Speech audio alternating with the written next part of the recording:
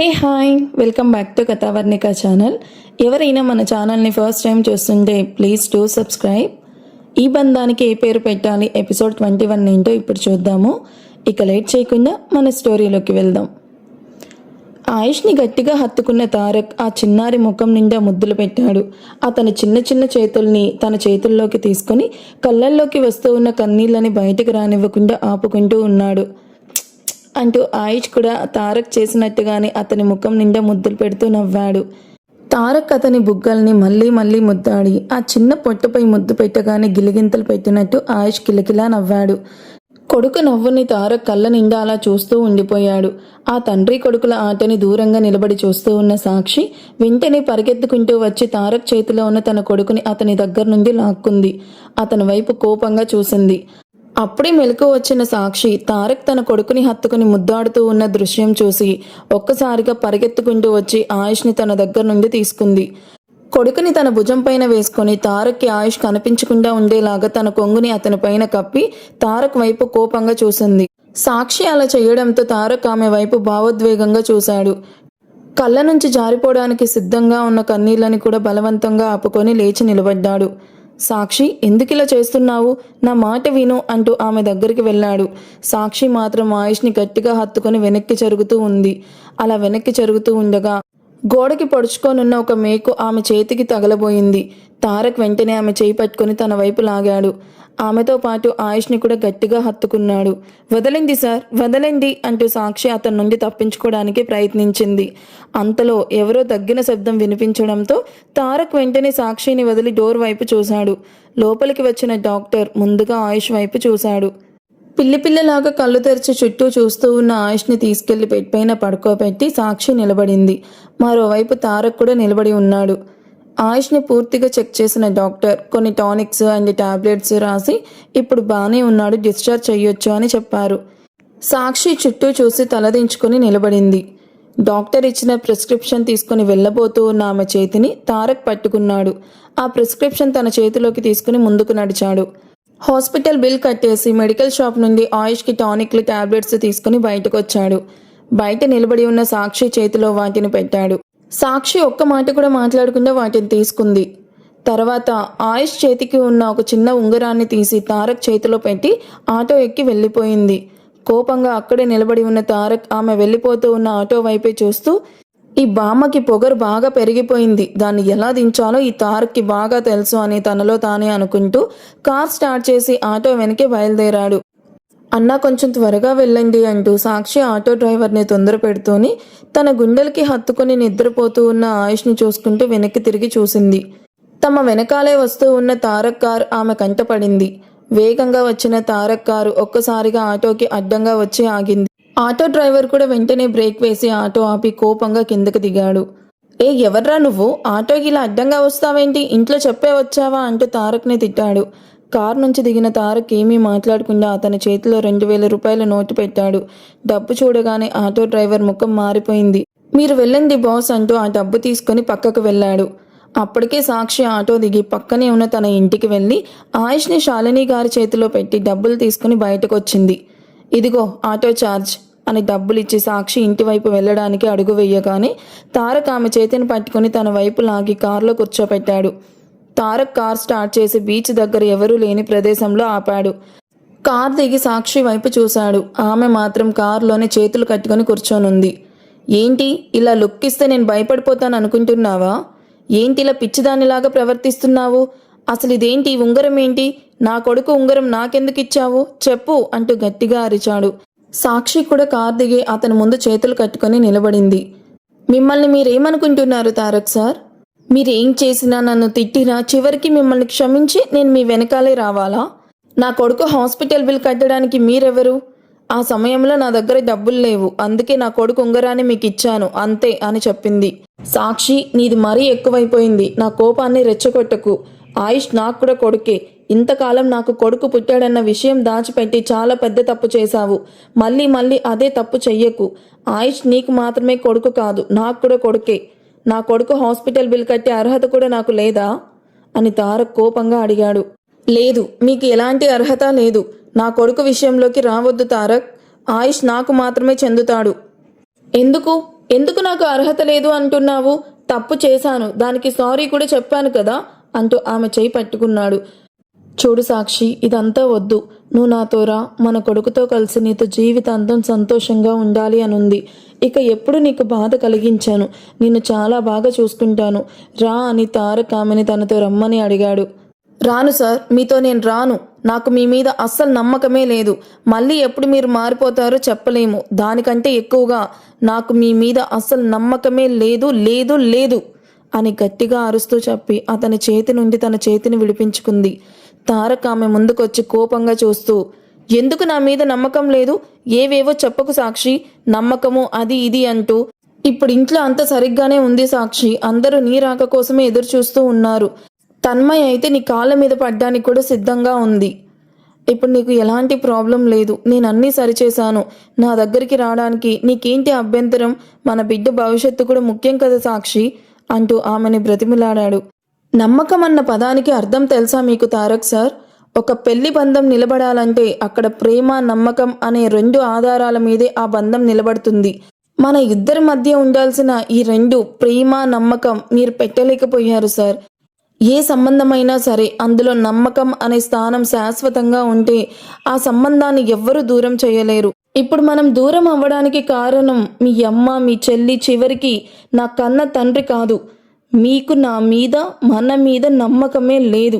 ఇక ప్రేమ, అది చాలా దూరం వెళ్ళిపోయిన విషయం. దాని గురించి మాట్లాడడం కూడా అనవసరం. ఇక నేను మీతో మాట్లాడలేను సార్, చాలా అలసిపోయాను. మీ మాటలు వినేంత ఓపిక కానీ శక్తి కానీ ఇప్పుడు నాకు లేదు అని చెప్తూనే సాక్షి ఒక్కసారిగా కింద పడిపోయింది. అంతకు ముందు రోజు రాత్రి భోజనం చెయ్యలేదు. ఉదయం లేచిన వెంటనే ఆయుష్ని తీసుకొని తను ఏమీ తినకుండా కనీసం నీళ్లు కూడా తాగకుండా అలాగే వచ్చేసింది. తారక్తో ఇంతసేపు వాదిస్తూ ఉండడంతో అలసిపోయి స్పృహ తప్పిపోయింది. ఈ సాక్షి, ఏమైంది నీకు అని భయపడిపోయిన తారక్ ఆమెను ఎత్తుకుని కారులో పడుకోపెట్టాడు. ఆమె ముఖం పైన కొద్దిగా నీళ్లు చల్లి మెల్లగా కళ్ళు తెరిచిన వెంటనే ఆమె పెదాల దగ్గర నీళ్లు అందించాడు. సాక్షి అతని వైపు చూస్తూనే ఆ నీళ్లు తాగి మళ్ళీ కళ్ళు మూసుకుంది. తారక్ కార్ని ఆమె ఇంటి ముందు ఆపాడు. లేవడానికి కూడా కష్టపడుతూ ఉన్న సాక్షిని ఎత్తుకుని ఇంట్లోకి తీసుకెళ్లాడు. అయ్యో, ఏమైంది తల్లి? సాక్షి సాక్షి అంటూ భయపడిపోయిన శాలిని అతని వెనకే వచ్చింది. అత్తయ్య, కొంచెం నీరసంగా ఉండడంతో తల తిరిగింది, అంతే. కాసేపు పడుకొని రెస్ట్ తీసుకుంటే బాగుంటుంది అని చెప్పి సాక్షిని మంచం పైన పడుకోపెట్టాడు. ఆ తర్వాత చుట్టూ చూస్తూ ఏదో వెతకసాగాడు. అతను వెతుకుతూ ఉన్నది ఆయుష్ని అని అర్థం చేసుకున్న శాలిని మరో గదిలో పడుకోనున్న ఆయుష్ని చూపించింది. థ్యాంక్స్ అత్తయ్య అని చెప్పిన తారక్ నిద్రపోతూ ఉన్న ఆయుష్ దగ్గరికి వెళ్ళి మోకాళ్ళపైన కూర్చున్నాడు. మెల్లగా అతని నుదుటిపైన ముద్దు పెట్టి చిన్నారి చేతులు కాళ్ళు ఆప్యాయంగా నిమురుతూ ఉండిపోయాడు. ఆ తండ్రి కొడుకుల్ని చూస్తూ నిలబడిపోయిన శాలిని కళ్ళల్లో నీళ్లు తిరిగాయి.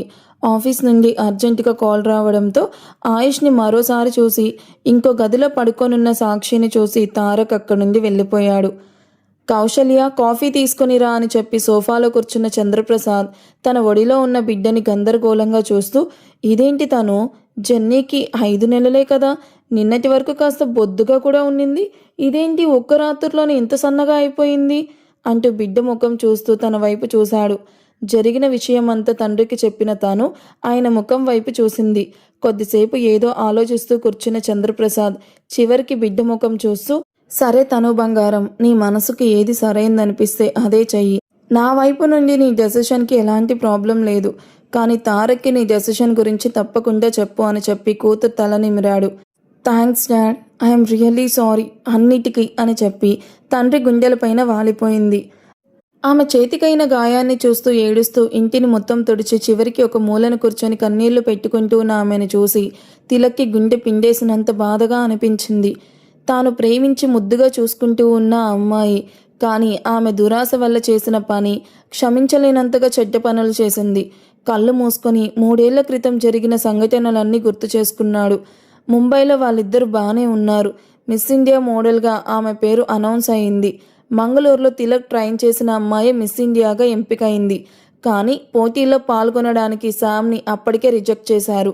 అయితే అది తారక్ ప్లాన్ అని అబద్ధం చెప్పి శామ్ పెళ్లి రోజునే తిలక్ ఆమెని అక్కడి నుండి తీసుకెళ్లాడు. తిలక్ చెప్పిన అబద్ధాన్ని నమ్మి శామ్ చివరి వరకు అతనితోనే ఉంది. పోటీ విజేతను అనౌన్స్ చేసినప్పుడు అక్కడే ఉన్న శామ్కి తిలక్ మేనేజర్ తిలక్ చెప్పిన అబద్ధం గురించి అలాగే తారక్తో అతనికి జరిగిన డీల్ గురించి చెప్పాడు. అది తెలుసుకున్న శామ్ కోపంగా ఇంటికి వెళ్ళిపోయింది. సక్సెస్ పార్టీ ముగించుకొని భయపడుతూనే తిలక్ ఇంటికొచ్చాడు. రూమ్కి వెళ్ళి తలుపు తెరిచాడు. అక్కడ రూమ్ మొత్తం క్యాండిల్ లైట్ డిన్నర్ సిద్ధంగా ఉంది. తెల్లని రంగులో తెల్లగా మెరిసిపోయే చీర కట్టుకొని శామ్ అతని కోసం ఎదురు చూస్తూ ఉంది. హో, వచ్చావా తిలక్, కమ్ కమ్ కమ్. చూడు, నువ్వు ట్రైన్ చేసిన అమ్మాయి ఈరోజు మిస్ ఇండియా అయింది. ఐఎమ్ సో హ్యాపీ, రా భోజనం చేద్దామంటూ అతన్ని తీసుకెళ్లి కుర్చీలో కూర్చోపెట్టింది. పెచ్చు మొహంతో ఉన్న శామ్ వైపు చూస్తూ ఉండిపోయాడు తిలక్. నువ్వు బాధపడకు తిలక్, నాకు నీ మీద ఎలాంటి కోపం లేదు. నాకు ఈ మోడలింగ్ మీద ఇంట్రెస్ట్ పోయింది. నేను నీతోనే ఉండాలి అనుకుంటున్నాను తిలక్. రేపటి నుంచి మన ఇద్దరి మధ్య అన్నీ సరిగ్గా ఉండాలి. ఇప్పుడు భోజనం చెయ్యి అని చెప్పింది. మధ్యలో ఏదో తీసుకెళ్లడానికి వెళ్ళిన శామ్ కబోర్డ్లో ఉన్న ప్రెగ్నెన్సీ కిట్ని చూసింది.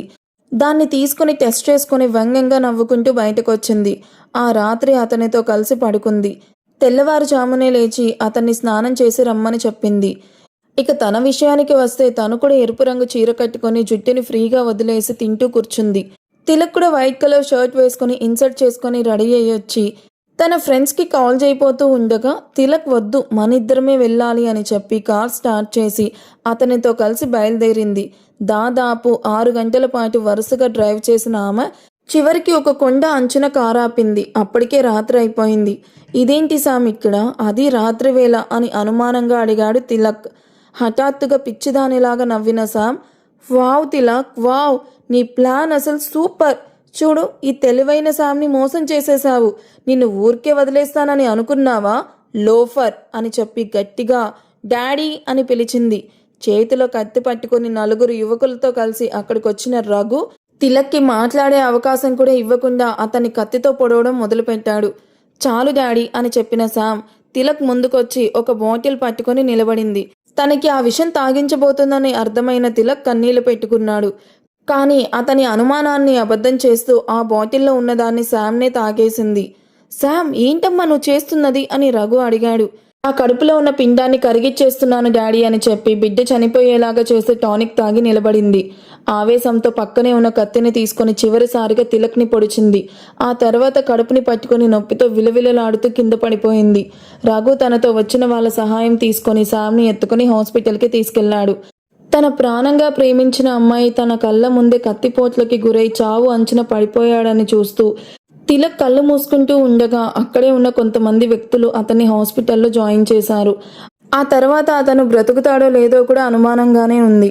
లండన్లో ప్రాజెక్టు పని మీద వెళ్ళిన తారక్కి ఇవేమీ తెలియదు. ఆ తర్వాత ఏవేవో జరిగిపోయాయి. సాక్షి ఇల్లు వదిలి వెళ్ళిపోయిన తర్వాత శామ్ని చూసిన తారక్కి తిలక్ ఒక్కసారిగా గుర్తొచ్చాడు. వెంటనే ముంబై వెళ్ళిన తారక్కి అక్కడ తిలక్ విషయం తెలిసింది. చావు బ్రతుకుల మధ్య కొట్టుమిట్టాడుతూ ఉన్న తిలక్ని హాస్పిటల్లో జాయిన్ చేయించాడు. తిలక్ కోమా నుంచి బయటకు వచ్చిన తర్వాత ఇటీవల శామ్ని కిడ్నాప్ చేసి తారక్ స్టైల్లో శిక్షించి ఆమెను తిలక్కి అప్పగించాడు. ఇవన్నీ గుర్తు చేసుకున్న తిలక్ కోపంతో ఏడుస్తూ కూర్చోనున్న సమంత దగ్గరికి వెళ్ళాడు. ఆమె జుట్టు పట్టుకుని బలంగా లాగుతూ తీసుకెళ్లిన అతను బెల్ట్ తీసి ఆమెను కొట్టడం మొదలుపెట్టాడు. ఇక జిమ్మీకి వచ్చిన జ్వరం సాక్షికి కూడా రావడంతో 2 రోజులు రెస్ట్ తీసుకుని స్కూల్కి రెడీ అయి వెళ్ళింది. ఆమె వెనకాలే కారులో వస్తూ ఉన్న తారక్ దగ్గరికి కోపంగా వెళ్ళింది. అతను ఆమె వైపు చూసి ఏమీ మాట్లాడకుండా స్కూల్ బిల్డింగ్ వైపు దృష్టి పెట్టాడు. అదే సమయంలో స్కూల్ పక్కనే నిర్మాణంలో ఉన్న బిల్డింగ్ వైపు కూడా ఒకసారి చూశాడు. ఎందుకు తనకి ఏదో ప్రమాదం జరగబోతుంది అన్న అనుమానం కలిగింది. చూడండి, పదే పదే ఇలా స్కూల్ దగ్గరికి రావద్దు. చూసే వాళ్ళు ఏమనుకుంటారు, ఇక్కడి నుంచి వెళ్ళిపోండి అని తారక్ని తిట్టి అక్కడి నుండి లోపలికి వెళ్ళిపోయింది సాక్షి. ఆమె వెళ్ళిపోయిన వైపే అనుమానంగా చూస్తూ నిలబడిపోయిన తారక్ ఏదో ఆలోచనలో పడ్డాడు. ఇంతలోనే పిల్లల అరుపులు కేకులు వినిపించడంతో తన అనుమానం నిజమైంది అని అర్థం చేసుకున్న తారక్ స్కూల్లోకి పరిగెత్తుకుంటూ వెళ్ళాడు. స్కూల్ పక్కనే కొత్తగా నిర్మించిన బిల్డింగ్ ఒక్కసారిగా కూలిపోయి పక్కనే ఉన్న స్కూల్ పైన పడిపోయింది. ప్రేయర్ చేస్తూ ఉన్న పిల్లలంతా భయంతో పరుగులు తీయడం మొదలుపెట్టారు. అప్పటి వరకు క్లాసెస్ స్టార్ట్ అవ్వకపోవడంతో చాలా మంది పిల్లలు సేఫ్గా బయటపడ్డారు. అయినా అక్కడక్కడ కొన్ని క్లాసెస్లో ఉన్న పిల్లల్ని తారక్ అక్కడున్న వాళ్ళ సహాయంతో బయటకు తీసుకొచ్చి కాపాడాడు. అయ్యో, సాక్షి మేడం పైనున్న క్లాస్లోనే ఉన్నారు, ఆవిడ ఇంకా బయటికి రాలేదు అని ఒక టీచర్ కంగారుగా అరవడంతో ఒక్క క్షణం కూడా ఆలోచించకుండా తారక్ అక్కడి నుండి పైకి పరిగెత్తాడు. చుట్టూ గోడలు కూలిపోతూ ఉన్నా వాటి నుండి తప్పించుకుంటూ ఎలాగోలా కష్టపడి పై క్లాస్లోకి చేరుకున్నాడు. అక్కడ భయంతో వణికిపోతూ ఉన్న సాక్షి ఒక బెంచ్ పైన ముడుక్కొని కూర్చొనుంది. ఎలాగో ఆమె దగ్గరికి చేరుకున్న తారక్, సాక్షి చెయ్యివ్వు, ఈ వైపురా, నీ పక్కనే ఉన్న గోడ కూలిపోతుంది అని గట్టిగా అరిచాడు. చెవులు మూసుకొని భయంతో కూర్చొనున్న సాక్షి రాను అన్నట్టుగా అడ్డంగా తల ఊపింది. చూడు సాక్షి, ఇలాంటి సమయంలో కూడా పంతం పట్టకు, చెయ్యివ్వు అని ఆమె చేయి పట్టుకోపోతే కోపంగా అతని చేతిని విడిపించుకున్న సాక్షి ముందుకు వెళ్ళింది. అంతలో ఆమె ముందున్న గోడ కూడా ఒక్కసారిగా కూలిపోవడంతో భయంతో గట్టిగా కేక వేసింది. వెంటనే వెనక్కి తిరిగి పరిగెత్తుకుంటూ వచ్చి తారక్ని గట్టిగా హత్తుకుంది. అక్కడికి వెళ్ళొద్దని ముందే చెప్పాను కదా అని చెప్పిన తారక్ ఆమె నడుము చుట్టూ చేయి వేసి ఆమె చుట్టులోకి ముఖం దూర్చి ఆమెను దగ్గరికి తీసుకున్నాడు. సాక్షి కూడా అతని వైపు చూడకుండా అతని కాళ్లపైనే నిలబడి చుట్టూ కూలిపోతూ ఉన్న గోడలు కంబాలు చూసి భయంతో వణికిపోయింది. 3 సంవత్సరాల తర్వాత తన భార్య తన చేతుల్లో ఉండగానే చుట్టూ ఏమీ పట్టించుకోకుండా ఆమె మెడపైన ముద్దు పెడుతూ ఆమెని హత్తుకున్నాడు. చుట్టూ జరుగుతున్నది అంతా చూసి భయపడుతూ అతన్ని గట్టిగా పట్టుకుని నిలబడిన ఆమె అతని వేడి ముద్దులకి వణికిపోయి తలెత్తి అతని వైపు చూసింది. కళ్ళు మూసుకొని ఆమె మెడపైన ముద్దులు పెడుతూ ఉన్న అతను మత్తుగా ఉన్న కళ్ళతో ఆమె పెదాలను అందుకోవడానికి ప్రయత్నించాడు. ఒక్కసారిగా అతన్ని తోసేసింది. చి, సిగ్గనేదే లేదా మీకు? ఇక్కడ మనుషుల ప్రాణాలు పోతూ ఉంటే మీకు నన్ను ముద్దు పెట్టుకోవాలని సరదానా అని గట్టిగా అరిచింది. అంతలోనే పక్కనే ఉన్న గోడ కూలిపోతున్నట్టుగా అనిపించడంతో భయపడి మళ్ళీ తారక్ దగ్గరికి పరిగెత్తుకుంటూ వచ్చింది. వాళ్ళున్న బిల్డింగ్ కూడా పూర్తిగా కూలిపోయే సూచనలు కనిపించడంతో తారక్ సాక్షిని గట్టిగా హత్తుకొని కింద ఉన్న వాళ్ళకి వెంటనే బయటకు వెళ్ళమని సైగ చేసి ఆమెను కాపాడుతూ కిందకి దూకాడు. తారక్ సైగ చేయగానే కింద నిల్చుకొనున్న 10 మంది యువకులు స్కూల్ పక్కనే ఉన్న బెడ్షీట్ పరుపుల దుకాణానికి పరిగెత్తుకుంటూ వెళ్ళి అక్కడున్న పలు బెడ్లను తీసుకొచ్చి కింద నేలపైన పరిచి సిద్ధంగా నిలబడ్డారు. 2వ అంతస్తు నుండి కింద పడుతున్నప్పుడు తారక్ సాక్షిని తన వైపు పడేలాగా గట్టిగా పట్టుకున్నాడు. చచ్చిపోయానేమో అని అనుకుంటున్న సాక్షి కళ్ళను గట్టిగా మూసుకొని తారక్ గుండెల్లో ఒదిగిపోయింది. అమ్మా అంటూ తారక్ నొప్పితో మూలిగిన శబ్దానికి సాక్షి కళ్ళు తెరిచింది. అప్పటికే లేడీస్ స్టాఫ్ అంతా ఆమె దగ్గరికి పరిగెత్తుకుంటూ వచ్చారు. మేడం రాండి రాండి అంటూ సాక్షితో వర్క్ చేసే టీచర్స్ ఆమెను అక్కడి నుండి తీసుకెళ్లారు.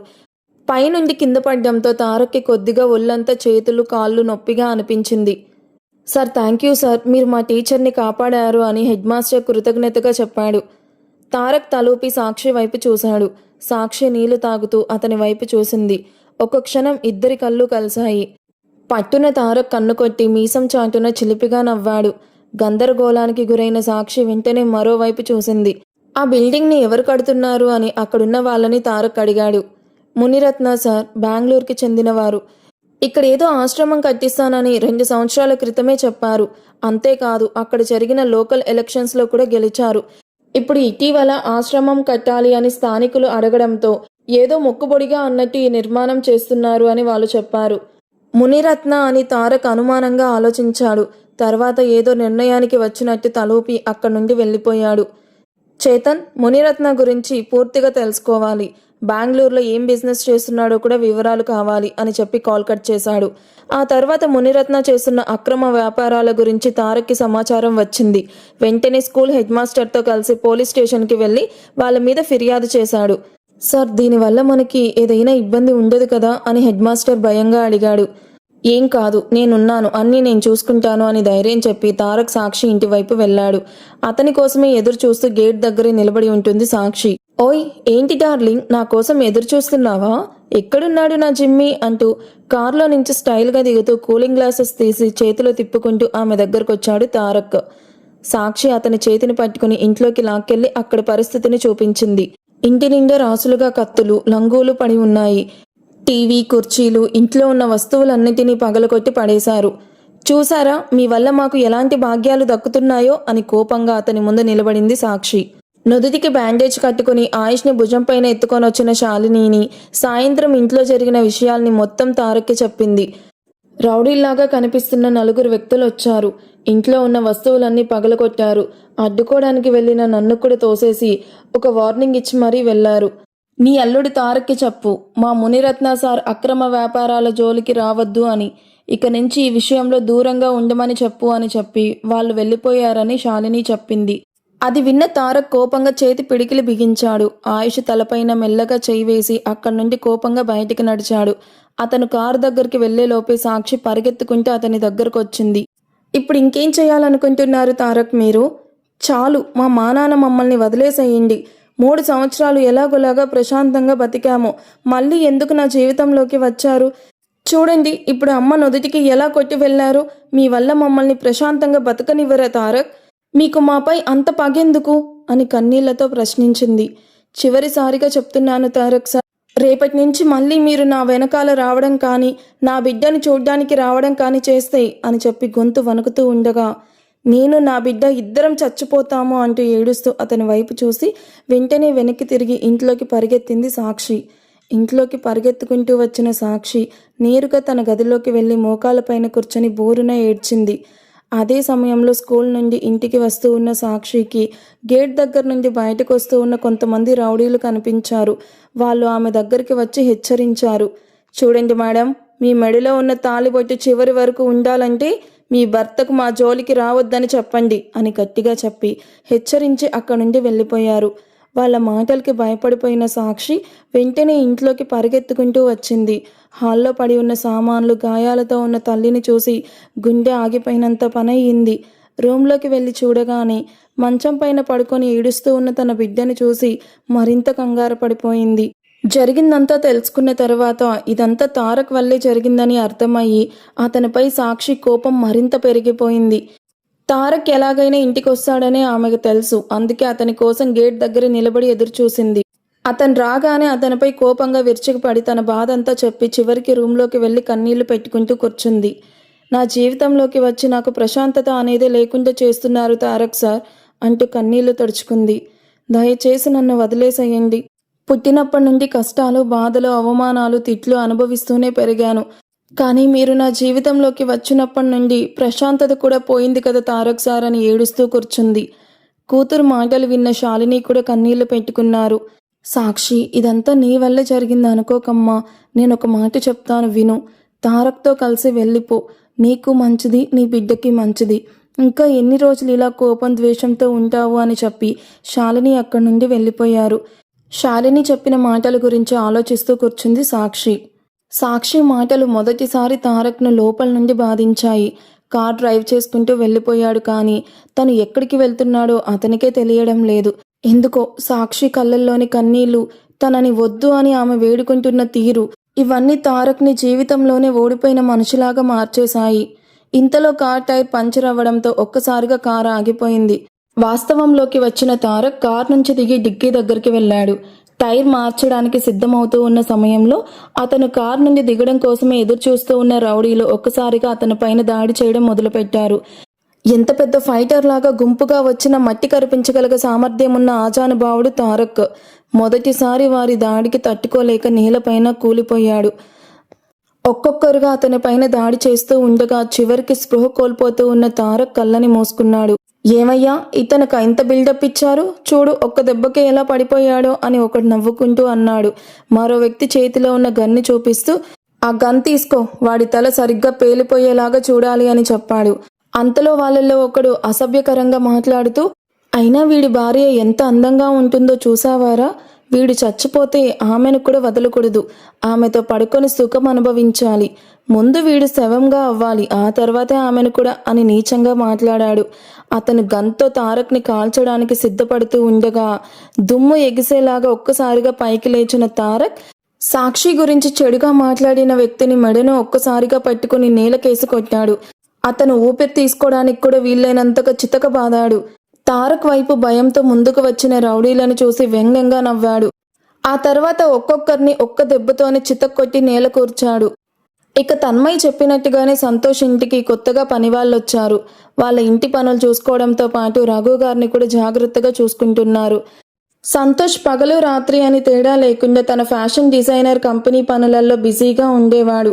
ఇప్పటికే సంతోష్ బిడ్డ కూడా ఇంతకు ముందు కంటే ఆరోగ్యంగా బలంగా ఉంది. కౌసల్య ఇద్దరు పిల్లల విషయంలో ఎలాంటి తేడా చూపించకుండా ఇద్దరికి ప్రేమగా తినిపిస్తూ జాగ్రత్తగా చూసుకుంటూ ఉన్నారు. వాళ్ళతో పాటు చంద్రప్రసాద్ యాదవ్ కూడా మనవరాళ్లతో సంతోషంగా గడుపుతూ ఉన్నారు. అయినా ఆయన మనసులో మాత్రం సాక్షి గురించి ఆలోచన ఎప్పుడు మెదులుతూనే ఉంది. మామ్ డాడ్, నేను కాస్త పని మీద మైసూర్ వెళ్ళొస్తాను, మేబీ నైట్ లేట్ అవ్వచ్చు అనుకుంటున్నాను. ఇద్దరు పాపల్ని జాగ్రత్త అని చెప్పి పిల్లలిద్దరిని ముద్దాడి కారెక్కింది. డ్రైవర్ కార్ స్టార్ట్ చేశాడు. హలో నవ్య, ఎక్కడున్నావు? ఇప్పటికే లేట్ అయిపోయింది, త్వరగా రా. నువ్వెక్కడున్నావో చెప్పు, నేనే వచ్చి పికప్ చేసుకుంటాను అని చెప్పి తన పిఏ నవ్యకి కాల్ చేసింది. మేడం, మా నాన్నకి ఆరోగ్యం బాగోలేదు, నేను రావడం కష్టం అనిపిస్తుంది మేడం. ప్లీజ్ ఈరోజు ఒక్కరోజు నాకు లీవ్ ఇవ్వండి. హో షిట్, మీ నాన్న ఇప్పుడు ఎలా ఉన్నారు? హాస్పిటల్కి తీసుకెళ్ళాను మేడం, ఇప్పుడే ఇంటికి తీసుకొచ్చాను. హో అవునా? కానీ మీటింగ్కి మీరొక్కరే వెళ్తారా, నేను కూడా రావాలా మేడం? హే వద్దులే, ఇట్స్ ఓకే, నేను మేనేజ్ చేసుకుంటాను అని చెప్పి ఫోన్ కట్ చేసి మైసూర్ వైపు బయలుదేరింది. అక్కడికి వెళ్ళిన తర్వాత ఒక్కసారిగా ఆమెకి గుర్తొచ్చింది మీటింగ్కి అవసరమైన ప్రజెంటేషన్తో పాటు దానికి సంబంధించిన ఫైల్స్ అన్నీ నవ్య దగ్గరే ఉన్నాయి అని. తలపైన చేయి పెట్టుకుని కూర్చున్న ఆమె వెంటనే నవ్యకి కాల్ చేయబోతూ ఉండగా ఇంతలో ఆమె ఉన్న ప్లేస్కి సంతోష్ వచ్చాడు. అతన్ని చూడగానే తను ఒక్కసారిగా లేచి నిలబడింది. కానీ అదే సమయంలో కడుపులో కొంచెం నొప్పి రావడంతో వెంటనే కుర్చీలోనే కూలబడిపోయింది. హే తను, ఎందుకంత గాబరాగా లేచో? చూడు ఇప్పుడేమైంది? కాలికేమన్నా దెబ్బ తగిలిందా అంటూ కంగారుగా ఆమె దగ్గరికి పరిగెత్తుకుంటూ వచ్చిన సంతోష్ తన బ్యాగ్ని టేబుల్ పైన పెట్టి ఆమె కాళ్ళ దగ్గర కూర్చొని చూశాడు. ఏం కాలేదు, నువ్వేంటిక్కడ అని అడిగింది తను. అది నవ్య ఈ బ్యాగ్ నీకు ఇవ్వమని చెప్పింది అంటూ బ్యాగ్ వైపు చూపించాడు. సరే అని చెప్పి లేచిన తన్మయ్ మళ్ళీ కడుపు పట్టుకుని కుర్చీలో కూర్చుంది. ఆమెకు ఉన్న సమస్యను అర్థం చేసుకున్న సంతోష్ వెంటనే మెడికల్ షాప్కి వెళ్ళి ఆమె సాధారణంగా యూజ్ చేసే మెన్స్ట్రల్ కప్తో పాటు ఒక చాక్లెట్ కూడా తీసుకొచ్చాడు. అవి ఆమె చేతిలో పెట్టాడు. తను అతని ముఖం వైపు ఒకసారి చూసి వాటిని తీసుకుని హోటల్లో బుక్ చేసిన తన రూమ్కి వెళ్ళింది. స్నానం చేసి రెడీ అయ్యి బయటకు వచ్చింది. ఆమె ముఖంలో కనిపిస్తున్న అలసటను గమనించిన సంతోష్ తను ఆర్ యూ ఓకే, చాలా కడుపు నొప్పిగా ఉంటే నువ్వు రెస్ట్ తీసుకో, నేను ప్రెజెంటేషన్ ఇస్తాను అని చెప్పాడు. ఆమె సమాధానం కోసం కూడా ఎదురు చూడకుండా ఆ రోజు మీటింగ్ తనే పూర్తి చేశాడు. తర్వాత తనుతో కలిసి భోజనం చేశాడు. డ్రైవర్ అక్కడ కనిపించకపోవడంతో తనే కార్ డ్రైవ్ చేసుకుంటూ వెళ్ళి ఆమెను హోటల్ దగ్గర దించాడు. సరే తను జాగ్రత్త, నేను బెంగళూరుకి వెళ్తాను అని చెప్పి తలుపు వైపు వెళ్ళబోతూ ఉండగా తను బెడ్ పైన ఉన్న దిండుని తీసుకుని అతని వైపు ఒక్కసారిగా కొట్టింది. పో పో, ఇంతే కదా నీ వల్ల అయ్యేది, ఎప్పుడు నన్ను వదిలేసి వెళ్ళిపోవడమే, నువ్విలా ఎందుకు మారిపోయావు సంతు అని ఏడుస్తూ మంచం కిందకి జారిపోయి కూర్చుంది తను. హే తను, ఏమైంది? కడుపు నొప్పిగా ఉందా? ఏమైనా కావాలా? నీళ్లు కావాలా అంటూ ఆమెను దగ్గరికి తీసుకుని సముదాయించాడు సంతోష్. ఈ సమయంలో తనకి కడుపు నొప్పితో పాటు కోపం కూడా ఎక్కువగా ఉందని అర్థం చేసుకున్న సంతోష్ ఆమెని అలాగే దగ్గరగా ఉంచుకొని వీపు నిమురుతూ కూర్చున్నాడు. తీవ్రమైన నెలసరి నొప్పితో అలసిపోయిన తను చివరికి అతని భుజం పైన తలవాల్చి నిద్రపోయింది. ఆమె చేతిని పట్టుకున్న సంతోష్ కూడా కన్నీళ్లు పెట్టుకుంటూ అలాగే కూర్చుండిపోయాడు. ఇక మరోవైపు తిలక్ తన బెల్ట్ తీసి సమంతను తట్టుకోలేనంతగా కొట్టి అక్కడి నుండి బయటకు వెళ్ళిపోయాడు. అమ్మ అయ్యో నొప్పిగా ఉంది అంటూ ఏడుస్తూ మోకాళ్ళ మధ్యలో ముఖం దాచుకుని కూర్చుంది సమంత. నొప్పిని తట్టుకోలేక తలపైన చేతులతో కొట్టుకుంటూ వెక్కి వెక్కి ఏడ్చింది. రాత్రి అవుతూ ఉన్న కొద్దీ తనకి భయం మొదలయ్యింది. వంట చేయకపోతే మళ్ళీ కొడతాడు అని అనుకొని ఎలాగైనా లేవడానికి ప్రయత్నించింది.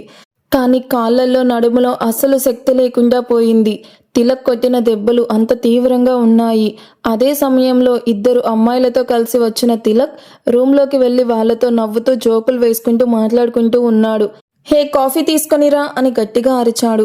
పక్క గదిలో ఉన్న సమంత కన్నీళ్లు తుడుచుకుంటూ లేవడానికి ప్రయత్నించింది. అయ్యో నా వల్ల కావడం లేదు తిలక్, ప్లీజ్, నా కాళ్ళల్లో అస్సలు శక్తి లేదు అని నెమ్మదిగా చెప్పుకుంటూ ఎలాగోలా లేచి తలుపు దగ్గరికి వచ్చింది. అప్పటికే ఆ అమ్మాయిలను బయటకు పంపించి వచ్చిన తిలక్ ఆమె పరిస్థితిని చూసి కూడా కనికరం చూపించలేదు.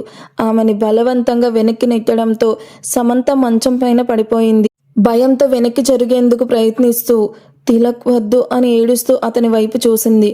ప్రాణాలు పోయేంత నొప్పితో సమంత గట్టిగా కేకలు వేస్తూ ఏడవడం మొదలుపెట్టింది. ప్లీజ్ తిలక్, నీ కాళ్ళు పట్టుకుంటాను, నన్ను వదిలేసే, నా వల్ల కావడం లేదు, ప్లీజ్ వద్దు అంటూ కన్నీళ్లతో వేడుకుంటున్నా అతను ఆమె మాటలు పట్టించుకోలేదు. తన కోరిక తీర్చుకున్న తర్వాత బిక్కు బిక్కుమంటూ ఏడుస్తూ ఉన్న సమంత తలపైన చేయి వేసి ఆమెను తన చేతుల్లోకి తీసుకుని అలాగే పడుకున్నాడు. తీవ్రమైన నొప్పి, అలసటతో తల తిరిగిన సమంత చివరికి స్పృహ కోల్పోయి అతని చేతుల్లోనే నిద్రలోకి జారుకుంది. ఇదిగో ఇప్పుడే వచ్చిన తాజా వార్త అంటూ న్యూస్ ఛానల్స్లో యాంకర్ స్వరం వినిపించింది. Youth business icon mister Tarak Ram యాదవ్పై నిన్న జరిగిన దాడిలో తీవ్రంగా గాయపడ్డారు. యాదవ్ గ్రూప్ ఆఫ్ కంపెనీ అధినేతపై అసలు ఎవరి కన్ను పడింది? అమ్మాయిల హాట్ ఫేవరెట్గా పేరు తెచ్చుకున్న ఈ బిజినెస్ మ్యాన్కు ఇలాంటి పరిస్థితి ఎలా వచ్చింది? ప్రస్తుతం ఆయన కుటుంబ సభ్యులు మంగళూరు వైపు బయలుదేరినట్టుగా సమాచారం.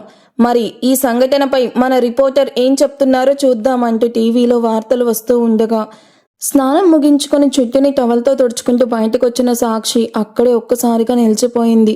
టీవీ స్క్రీన్ పైన కనిపిస్తున్న తారక్ ఫోటోను చూసి ఆమె చూపు అతని వైపే నిలిచిపోయింది. అంతలో నెమ్మదిగా చిన్న చిన్న అడుగులు వేస్తూ వస్తున్న ఆయుష్ సోఫా అంచులో పట్టుకొని టీవీ వైపు చూశాడు. స్క్రీన్ వైపు కనిపిస్తున్న తారక్ ఫోటోని చూడగానే అతని ముఖంలో ఒక్కసారిగా ఆనందం కనిపించింది. చిన్నగా కేరింతలు కొడుతూ టీవీ వైపు చూస్తూ గెంతడం మొదలుపెట్టాడు. సాక్షి, నేను చిత్రాన్నం చేశాను, అన్నం కలిపి పెడతాను, నువ్వు దేవుడికి పూజ చేసుకుంటూ ఉండు అంటూ ప్లేట్ పట్టుకొని వచ్చిన శాలిని టీవీలో వస్తూ ఉన్న వార్తలు విని ఒక్కసారిగా ఆగిపోయారు. చేతిలో ఉన్న ప్లేట్ను కింద పెట్టారు. అయ్యో తారక్! సాక్షి, ఏమైంది ఇతనికి? ఎవరి కన్ను పడిందో ఏమో. నిన్నటి వరకు ఎంతో బాగున్నాడు కదా. ఆ రౌడీలే దాడి చేసి ఉంటారనిపిస్తుంది. పద హాస్పిటల్కి వెళ్దాం అని కంగారుగా అన్నారు. అమ్మా, బాబుని నువ్వు చూసుకో, నేను స్కూల్కి వెళ్తాను అని చెప్పి సాక్షి రూమ్లోకి వెళ్ళి రెడీ అయ్యి బయటకు వచ్చింది.